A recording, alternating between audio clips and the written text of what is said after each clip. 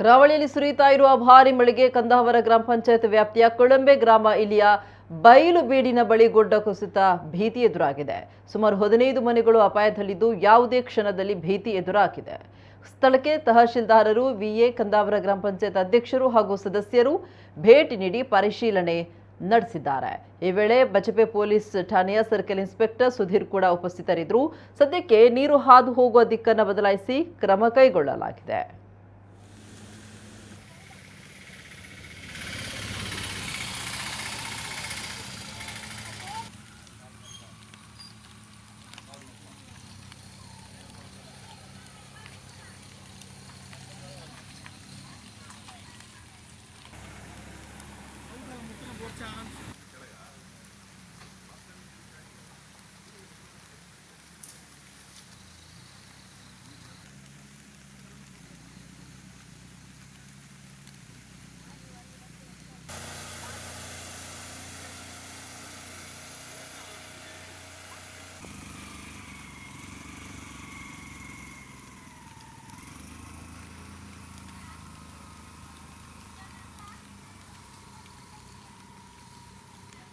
ಬೀಡಿನ ಬಳಿ ಸ್ವಲ್ಪ ರೋಡು ಮಿತ್ತದ ತಿರ್ತುಮುಟ್ಟ ಕೊಲ್ದುಂಡು ಪಂಡ ಮಿತ್ತದ ಮಣ್ಣು ಜರಿದು ತಿರ್ತು ಕೊಲ್ತುಂಡು ಕಂಡ ಬಟ್ಟೆ ಅಡಿಪೋತುಂಡು ಬೊಕ್ಕ ತಿರ್ತೊಂಜಿ 10-15 ಇಲ್ಲುಂಡು.